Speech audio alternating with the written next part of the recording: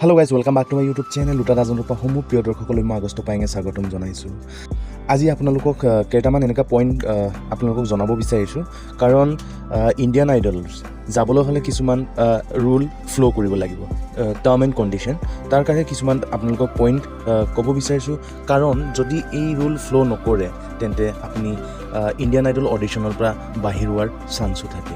এইটো কাৰণে so guys আপোনালোকে এই আপোনাৰ টাৰ্ম এণ্ড কণ্ডিশ্যন কিছুমান তেনে ইণ্ডিয়ান আইডল ফালৰ পৰা দিয়া গৈছে।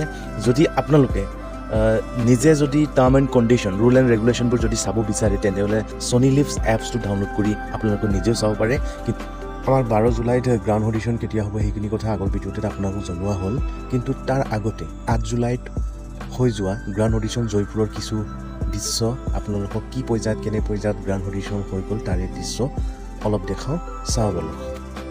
হেল্ল' গাইজ, এইটো হ'ল জয়পুৰৰ অডিশ্যনৰ বাবে পাৰ্টিচিপেটৰ বাবে কিমানজন মানুহে এনেকৈ লাইন ধৰি আছে চাওক। চ' গাইজ তাৰ বাবে আমাৰো অসমবাসীয়ে সকলোৱে গমেই পাইছে চাগে এতিয়া গুৱাহাটীত 12 জুলাইত হ'ব। এনেধৰণে যদি সঁচাই মানুহ ভিৰ হয় তেন্তে চ' গাইজ আপোনালোকে একদম ৰেডি হৈ যাওক। যিমান পাৰে ৰাতিপুৱা গৈ আপোনালোকে লাইন ধৰিবলৈ চেষ্টা কৰিব, কাৰণ যদি এনেধৰণে যদি মানুহ সঁচাই হয় তেন্তে চাওক সেয়া কিমান মানুহ, সেয়া মানুহ। আপোনালোকক অলপ ছুটি কম সময়ৰ ভিতৰতে আপোনালোকক টাৰ্ম এণ্ড কণ্ডিশ্যনবোৰ কিছু 5-6টা মানৰ কিছু পইণ্ট আপোনালোকক জনাব বিচাৰিছোঁ। তাৰে প্ৰথম 1 নম্বৰ হ'ল বয়সৰ কথা। বয়স হ'ব লাগিব 14 বছৰৰ পৰা 30 বছৰৰ ভিতৰত, মানে 30 বছৰ ওপৰ হ'ব নালাগিব আৰু 14 বছৰ কম হ'ব নালাগিব। আৰু 2 নম্বৰটো হ'ল আপুনি চিটিজেনছ মতলব ইণ্ডিয়ান হ'ব লাগিব, মানে আপুনি নাগৰিকত্ব ভাৰতীয় হ'ব লাগিব, মানে ভাৰতৰ নিবাসী হ'ব লাগিব। আৰু 3 নম্বৰটো হ'ল ক্ৰিমিনেল ৰেকৰ্ড, কোনো আপোনাৰ কেছেছ বা তেনেকৈ কোনো ক্ৰিমিনেল ৰেকৰ্ড হ'ব নালাগিব। আৰু 4 নম্বৰ হ'ল কোনো এজন শ্ব'ত বা অডিশ্যনত এটেণ্ড কৰিবলৈ হ'লে এই মানুহজন বিকলাংগ হ'ব নালাগিব।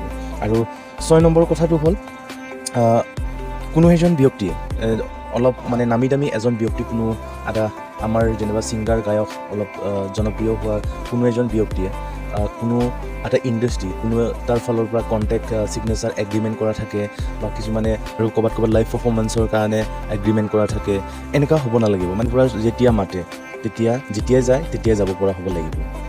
আৰু আপোনালোকে নিশ্চয় গম পাইছে চাগে, কিন্তু মই চিম্পুল অলপ সহজভাৱে আপোনালোকক এই টাৰ্ম এণ্ড কণ্ডিশ্যনবোৰ ক'ব বিচাৰিছোঁ। যদি সঁচাকৈ আপোনালোকে ভালকৈ যদি চাব বিচাৰে তেন্তে ছনী লিভ এপছত গৈ আপোনালোকে টাৰ্ম এণ্ড কণ্ডিশ্যন ধুনীয়াকৈ দিয়া গৈছে, তাতো চাব পাৰিব।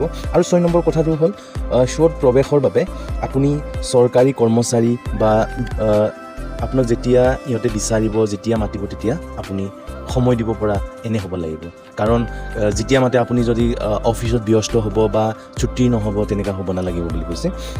আৰু লাষ্ট অন্তিম পইণ্টটো হ'ল বয়সৰ কথা ক'লে না, যদি 14 বছৰ হয় 14 বছৰ কিন্তু গাৰ্ডেন পেৰেণ্টছ তাৰ লগত থাকিব লাগিব বা যেতিয়া হয় তাৰ লগত যাব লাগিব বুলি কৈছে।